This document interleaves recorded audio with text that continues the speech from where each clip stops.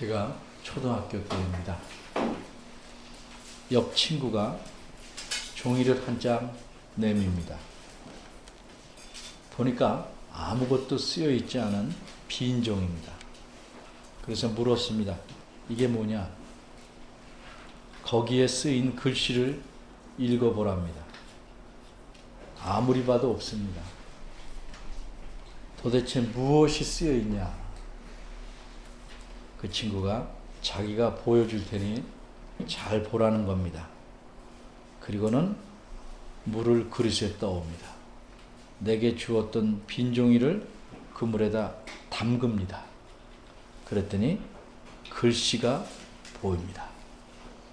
나는 물론이고 이게 뭔 일인가 하고 주변에서 몰려왔던 아이들이 와 하면서 신기해하였습니다. 제 기억이 정확한지는 모르겠으나 백반을 푸른 물로 글을 써서 말리면 글씨가 보이지 않습니다. 그리고 다시 물에 담그면 보이지 않는 글이 나타납니다. 그림은 없는데 가만히 읽어보면 그림이 보이는 글, 이것이 시입니다. 그래서 시는 그림입니다. 시인은 화가처럼 물감이나 스케치북 같은 그림 재료나 도구를 사용하지 않습니다. 시인이 그린 그림 안에는 아무런 모양이나 색깔을 우리가 볼 수가 없습니다. 그런데 신기하게도 우리가 마음을 열고 그 시를 읽으면 거기서 그림이 보이기 시작합니다. 시인이 글로써 그려놓은 그림이 눈앞에 펼쳐집니다.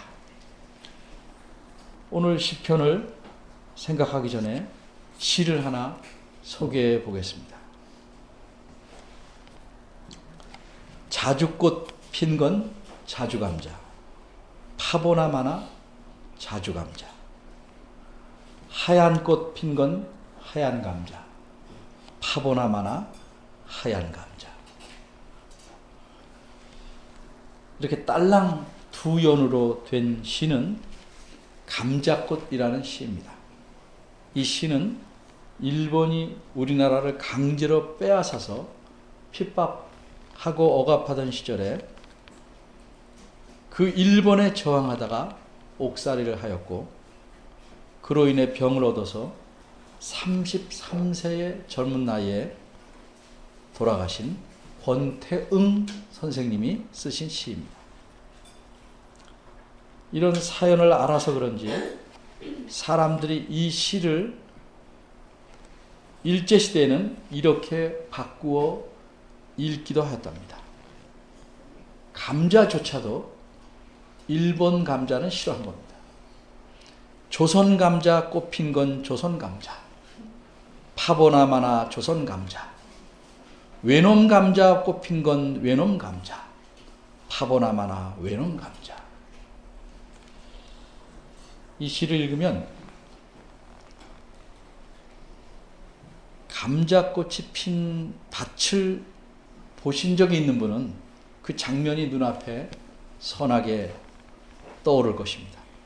자주꽃과 자주감자는 요즘 흔하지 않지만 감자밭에 가보면 그 하얀색 꽃이 핀 밭이 정말 꽃밭처럼 아름답습니다. 이렇게 시를 읽으면 우리가 공감하고 이 글로 된 그림을 떠올릴 수 있는 것은 우리에게 친숙한 대상을 소재로 시를 썼기 때문입니다. 이 시의 소재 또는 대상은 크게 두 가지라고 말할 수 있습니다. 하나는 자연에 관한 것입니다. 오늘 감자꽃이라는 시가 그런 시입니다. 또 하나의 소재는 인간의 마음을 다룬 것입니다. 사람들은 우리와 다른 문화, 우리와 다른 시대의 사람들이지만 그 사람의 마음에는 공통적인 면들이 있기 때문에 이 마음을 다룬 시에도 우리가 넉넉히 공감하게 됩니다. 그러나 이런 일반적인 시에서는 잘 드러나지 않는, 하지만 성경에 나타난 시들 속에는 매우 잘 드러나는 소재가 있습니다. 겉보기에는 자연과 인간의 마음이지만 그것을 보는 관점이 다르게 나타나고 있습니다. 하나님과의 관계 또는 신앙의 측면에서 자연이나 사람의 마음을 다룹니다. 오늘 본문인 시편 131편은 바로 그런 측면에서 사람의 마음을 다룬 시입니다. 이 시는 무엇을 말하고 있는지, 우리에게 무엇을 말하려고 하는지 이 시를 살펴보겠습니다. 시에 대해서 바른 이해를 가지려면 우선 그 시인이 어떤 사람인가를 아는 것이 좋을 것입니다. 이 시를 쓴 시인은 여러분 모두가 잘 아는 다윗입니다. 다윗이 이 시를 언제 썼는지는 정확히 알 수는 없습니다. 그럴지라도 이 시인에 대한 일반적인 이해를 우리가 가지면 이 시가 보여주려는 그림을 조금 더 선명하게 볼 수 있을 것입니다. 다윗은 어떤 사람이었습니까? 다윗은 수많은 시에서 이 시편의 거의 반이 다윗이 쓴 것입니다. 이 시에서 자기 원수들을 갚아달라고, 하나님의 공의를 베풀어 달라고, 원수들에게 저주를 내려달라고 하나님께 간구했습니다. 이처럼 다윗은 그 마음속에 억울함과 분노, 원한과 원통함이 가득 차 있던 사람입니다.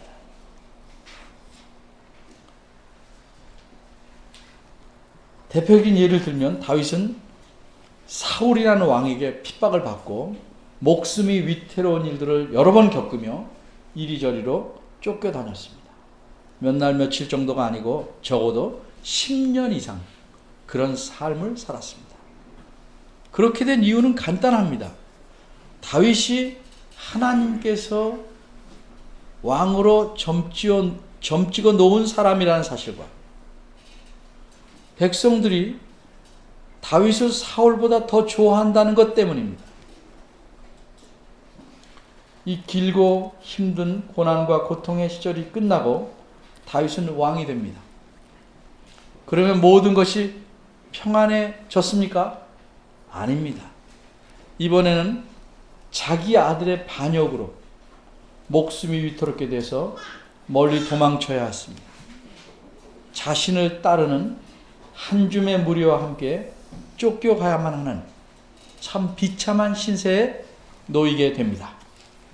여러분이 이런 비슷한 경우를 당하면 그 심정이 어떨는지 상상을 안 해도 알만할 것입니다. 키워준 아들이 아버지를 집에서 내쫓고 아버지의 모든 것을 차지한다면 그 아버지의 심정이 어떻겠습니까? 그런데 다윗이 도망가는 길도 그렇게 만만치가 않았습니다. 사울 집안의 왕족 중 어떤 사람이 다윗을 저주합니다. 내가 사울 집안에 흘린 피를 하나님께서 내게 갚으시길 바란다. 너에게 화를 내리시는 게 당연하다. 내 아들이 내게 그러는 것이 마땅하다. 이 사람은 돌을 집어 던지면서 이렇게 다윗을 저주합니다. 이런 우여곡절과 심한 고통과 아픔을 겪고 나서 다윗은 어느 시점인가는 알 수 없지만 자기 마음에서 온갖 아픔과 고통과 원한을 털어내고 하나님 앞에 이 시를 읊습니다. 이것이 오늘 본문 시편 131편입니다. 1절을 보겠습니다. 맨 앞에 다윗의 시, 곧 성전에 올라가는 노래라는 표제가 있습니다. 제목이 있습니다.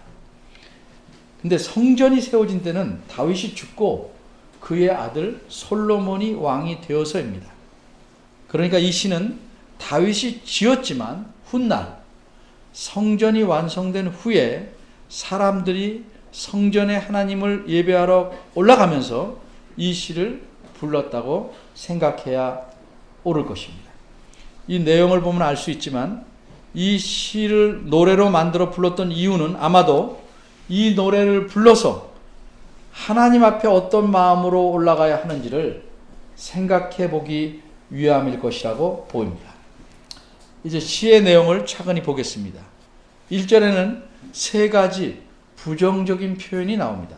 아니다, 아니한다, 아니한다. 이런 표현입니다. 다윗은 여호와여 이렇게 하나님께 부르짖습니다. 그리고 첫 번째 말한 부정적인 표현은 내 마음이 교만치 아니하다. 이 말입니다. 원문은 내 마음이 높지 아니하며 라는 뜻인데 이것이 무슨 의미인지 잘 아니까 우리말 성경에서 번역을 잘 해놓았습니다. 마음이 자기 위치에서 높아지는 것, 이것이 교만입니다. 어떤 성경학자는 설명하기를 교만은 다른 곳에 자리를 잡는 게 아니고 마음에 자리를 잡는 것이다, 이렇게 말했습니다. 겉으로는 겸손한 척, 부드러운 척, 웃는 척, 다정한 척 얼마든지 할 수 있습니다. 그런데 교만은 마음에 뿌리를 내리고 마음에 자리를 잡습니다. 그러니까 겉으로 아무리 선해 보이고 친절하고 착하게 대해도 교만할 수 있다는 겁니다. 얼마든지 그럴 수 있습니다. 시인이 두 번째 말한 부정적 표현은 무엇입니까? 내 눈이 높지 아니하오며입니다. 교만에 이어서 눈에 대해서 말합니다. 왜 이렇게 말했습니까? 성경학자는 또 말합니다. 교만은 마음의 자리를 잡은 후에 그 교만이라는 자신을 눈으로 표현한다. 그래서 마음이 이미 높아진 교만한 사람은 눈이 높아집니다. 그래서 웬만한 사람은 깔보고 가볍게 보고 멸시하고 자기만 잘난 줄 알고 눈으로 그 교만을 표현하게 됩니다. 못생긴 사람만 교만한 것 아닙니다. 잘생긴 사람도 교만합니다. 시인이 세 번째 말한 부정적 표현은 무엇입니까? 내가 큰 일과 미치지 못할 기이한 일을 힘쓰지 아니하나이다입니다. 교만은 눈만 높여놓는 것이 아닙니다. 교만은 활동합니다. 교만은 자신을 크게 드러내길 원하기 때문입니다. 원문대로 말하면 힘쓴다는 말은 이리저리 돌아다닌다는 뜻입니다.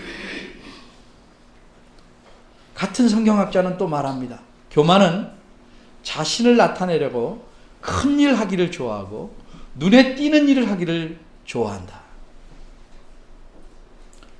교만은 자신의 힘이 미치지 못하는 일을 자신을 크게 나타내 보이기 좋다고 생각하는 거창한 일을 행하려고 부지런히 움직입니다. 그래서 교만한 사람이 그런 겁니다.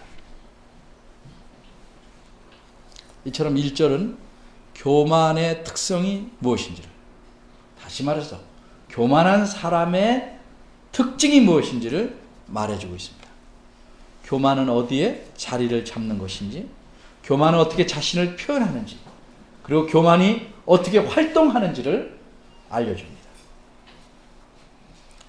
그런데 시인은 1절에서 자신은 교만하지 않으며, 다시 말해서 하나님 앞에서 마음을 높이지 않고 또한 눈을 높이지 않고 분수에 넘는 놀라운 일이나 거창한 일을 행하지 않는다고 말합니다. 이런 사실을 하나님에게 말씀드리는 겁니다. 그런데 이렇다고 자랑하는 것이 아니고 시인은 자신이 하나님 앞에서 어떤 존재인지를 알기에 자신의 분수를 잘 지키고 있다는 사실을 하나님 앞에 고백하는 것입니다. 자기 분수를 모르는 사람을 가리켜 푼수라고 말합니다. 혹은 푼수떼기 이렇게 말합니다. 근데 푼수라는 우리말은 사실 나쁜 말이 아닙니다. 이 푼수라는 말은 됨됨이라는 뜻입니다. 그런데 푼수를 모르고 행하는 사람에 대해서 붙는 별명으로 푼수를 사용합니다. 분수나 분수대기는 자신의 됨됨이나 분수를 모르고 행하는 사람을 놀리는 형태로, 논리적으로 사용하는 말. 사람이 자기 분수를 모르고 분수짓을 하게 만드는 가장 결정적인 원인은 무엇인지 아십니까? 그게 교만입니다. 제정신인 사람이라면, 제정신인 사람이 분수짓을 한다면 그 결정적인 원인은 교만입니다. 교만이 그 마음에 자리 잡은 사람은 자기 힘이 미치지 못하는 일에도 뛰어듭니다. 그러나 교만하지 않은 사람은 시인이 말한 대로 기이한 일에 힘쓰지 않고 미치지 못할 일을 하려고 이리저리 돌아다니지 않습니다.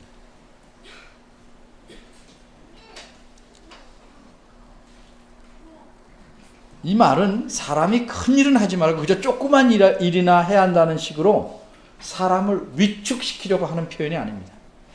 힘들고 어려운 일은 하지 말고 쉬운 일만 하라는 뜻도 물론 아닙니다. 교만해서 자신을 높이려고 분수 이상으로 자신을 나타내려고 하려는 그런 일을 하지 말라는 뜻입니다. 이 시인은 왕입니다. 그 당시 왕이라면 무엇이든지 마음먹은 대로 할 수 있습니다.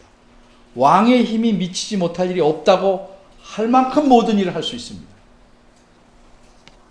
옛날이나 현대에나 통치자들은 업적을 세워서 자신을 높이 드러내고 애를 쓰는 경우가 왕왕 있습니다.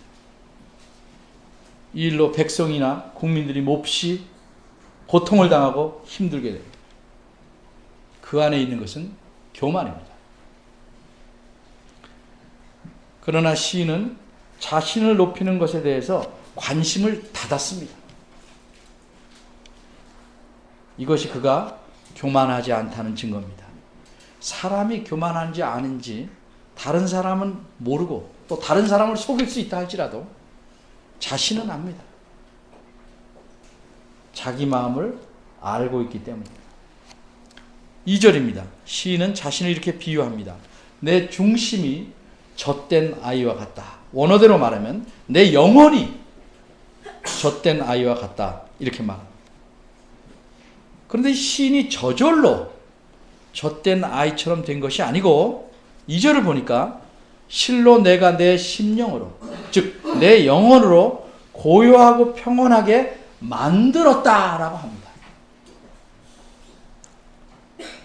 마치 젖된 아이가 그 어머니 품에 있음같이 그렇게 시인은 자신을 평온하게 만든 것입니다. 그래서 자기 마음이, 자기 심령이, 자기 영혼이 젖된 아이와 같다고 말합니다. 강조점은 젖된 아이입니다. 젖된 아이.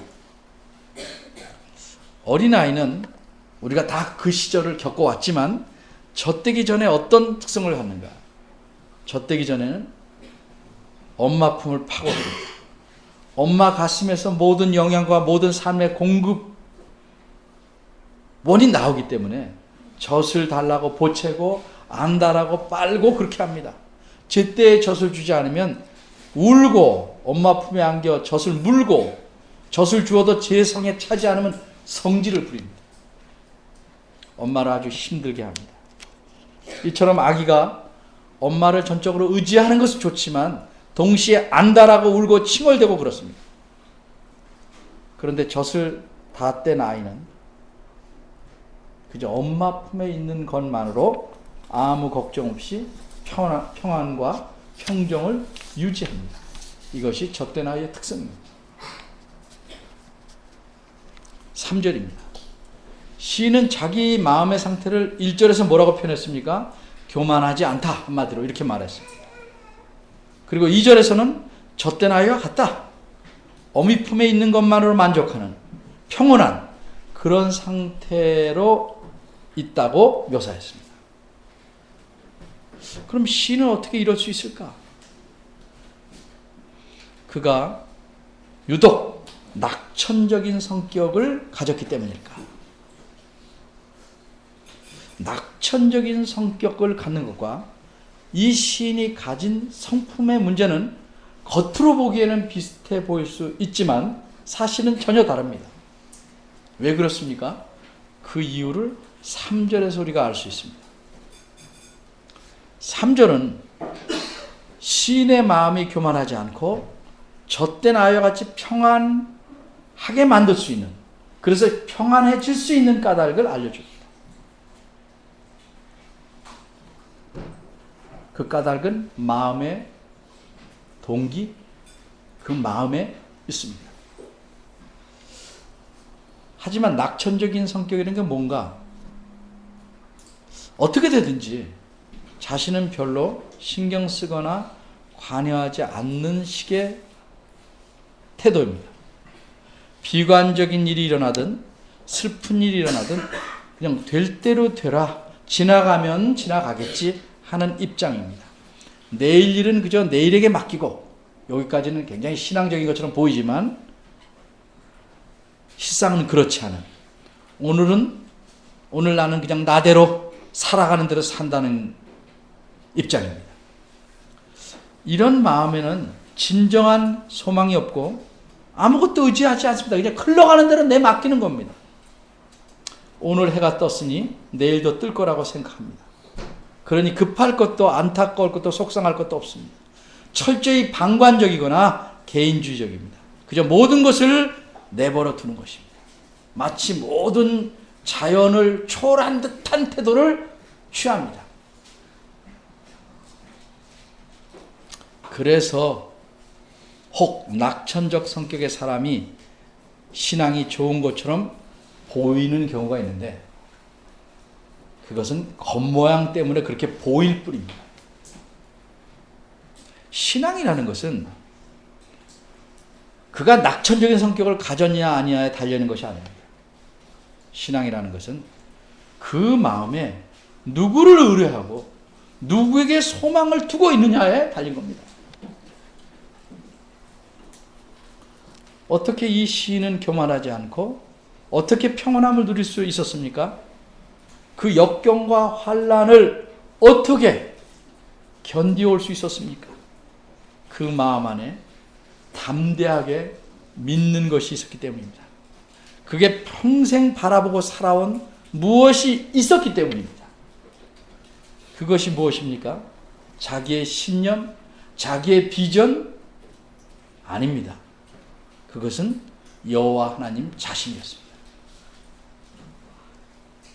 하나님을 바라보고 그분에게 소망을 걸고 그분에게 있는 것으로 만족하기 때문에 그는 교만하지 않을 수 있었고 평정과 평안함을 유지할 수 있었습니다.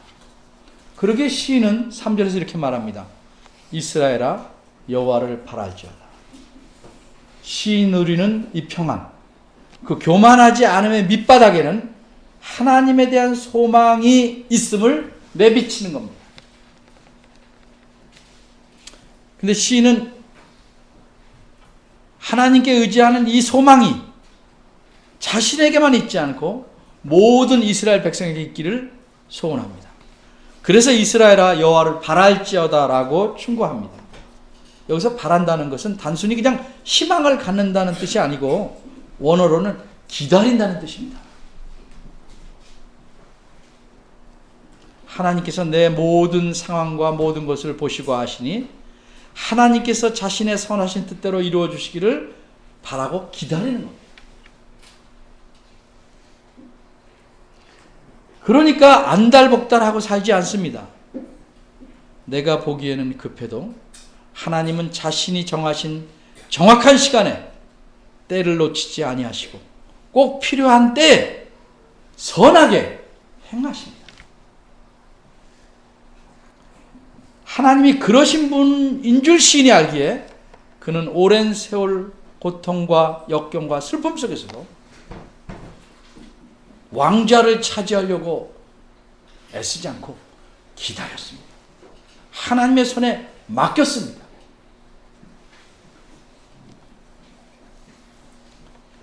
그리고 하나님만을 바라보았습니다. 발을 동동 구르며 하나님께 불평하며 약속한 것을 왜 빨리 안 이루어지냐 따지지 않고 원망하지 않고 기다렸습니다. 자신이 무엇을 이뤄보려고 동분서지하면서 기다린 게 아니고 하나님만을 바라고 교만하지 않으려고 젖된 아이처럼 평온하게 기다렸습니다. 이런 하나님을 자신만이 아니라 이스라엘 백성 모두가 바라며 기다리고 살기를 바라는 심정으로 3절을 말한 것입니다. 그런데 며칠 동안만 그렇게 하는 건 아니고 지금부터 영원토록 그렇게 기다리고 바라기를 충고합니다. 시편 131편은 제목에서 말해주듯이 하나님이 계신 성전에 올라가면서 하나님의 백성이 어떤 자세로 나아가야 할지를 알려주는 시입니다. 시인은 이스라엘 백성에게, 하나님의 백성에게, 그분에게 모든 것을 바라는 자에게 지금부터 영원토록 하나님 안에 있는 것으로 만족하고 그런 마음으로 하나님께 올라가기를 노래하라고 충고하고 있는 것입니다. 이 시에 나타난 여호와 하나님 어떤 분이십니까? 하나님은 우리가 영원히 바라보고 의지할 만한 분입니다. 하나님은 우리 모두가 흔들림 없이 평안하게 바라보고 기다릴 만한 분입니다. 그분은 자신을 바라고 기다리는 모든 사람들에게 결코 실망시키지 않고 만족하게 하실 수 있는 하나님이십니다. 우리 자신을 좀 살펴봅시다. 우리는 입으로가 아니고 정말 마음으로 누구를 의지하고 삽니까? 남편도 의지하고 아내도 의지하고 자식도 의지해야 하겠지만 이들은 모두 상대적인 겁니다. 일시적으로 의지하는 대상에 불과합니다. 절대적으로 영원히 의지할 대상이 아닙니다. 이 다음부터 하니까 지금부터 영원토록 의지할 우리 대상은 하나님밖에 없습니다. 이렇게 하나님을 의지하는 마음을 토대로 삼아야, 그리고 이 토대 위에서 우리가 믿는 형제, 가족, 자매들을 의지하고 신뢰하는 겁니다. 이 하나님에 대한 의지가 없거나 깨어지면 사람끼리 의지하는 것은 아무 의미가 없습니다. 이렇게 하나님만을 의지하는, 영원히 그분만을 의지하는 것이 신앙의 핵심이고 본질이고 근본입니다. 여러분 스스로 자기 마음을 들여다보십시오. 무엇을 의지하는가? 참으로 하나님을 의지한다? 그렇게 말한다면 우리 마음이 어떤 상태에 있어야 하는가 봐야 합니다. 높은 상태입니다. 우리가 평온함을 잃고 불안한 가운데 폭풍 속에 움직이는 돛담배처럼 안달박달하면서 살아야 되는가? 그렇게 산다면 하나님을 의지하는 것은 아닙니다. 우리의 신앙의 근본이 어디 있는지를 잘 생각해 봐야 합니다. 어째서 우리는 하나님을 예배하고 찬양해야 하는가? 무엇을 얻으려고 무엇을 바라고 신앙생활을 하려는 것인가? 하나님을 의지하고 하나님 안에 있기를 원하고 기뻐하는 건가? 우리가 이 세상에서 의지하는 모든 것들은 쉬이 사라집니다. 그러나 영원토록 우리의 의지가 되시는 하나님은 변치 않으십니다. 이 사실을 깊이 생각해보는, 자주, 가급적 매일 한 번씩이라도 생각해보는 여러분이 되시기를 바랍니다. 기도하겠습니다. 하나님, 이 간단한 진리, 여호와만을 의지하는 것이 신앙의 근본임을 우리가 알지만 이 진리를 잘 깨닫지 못하고 마음에 담아두지 못할 때가 많이 있습니다. 그래서 우리는 헛된 것, 우리 힘이 미치지 않는 것에 손을 벌리고 남을 멸시하고 교만한 가운데 있다가 마음의 평정을 잃어버리기도 합니다. 저희를 긍휼히 여겨주시고 이 시간 이 시인이 하나님의 백성들에게 권면한 이 말씀이 우리 마음속에도 머물게 해 주옵소서. 하나님께 나올 때마다 하나님 앞에서 살아가는 우리의 이 삶이 정말 하나님만으로 만족하고 하나님만을 의지하는 삶이 되도록 이끌어 주시옵소서. 예수님의 이름으로 기도하였습니다. 아멘. 다 같이 일어나서 성경 4장